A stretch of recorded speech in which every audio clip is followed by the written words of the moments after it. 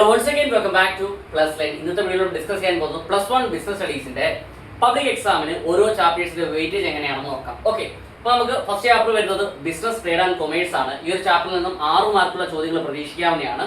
രണ്ടാമത്തെ chapter forms of business organisation. ഈ ഒരു ചാപ്റ്ററിൽ നിന്നും 12 മാർക്കുള്ള ചോദ്യങ്ങളും മൂന്നാമത്തെ chapter private public and global എന്റർപ്രൈസസിൽ നിന്നും 6 മാർക്കുള്ള ചോദ്യങ്ങളും നാലാമത്തെ ചാപ്റ്റർ ഉള്ളപ്പോൾ ബിസിനസ് സർവീസിൽ നിന്നും 10 മാർക്കുള്ള ചോദ്യങ്ങളും അഞ്ചാമത്തെ ചാപ്റ്റർ എമർജിംഗ് മോഡ്സ് ഓഫ് ബിസിനസ്സിൽ നിന്നും 5 മാർക്കിനുള്ള ചോദ്യങ്ങൾ പ്രതീക്ഷിക്കാവുന്നതാണ്.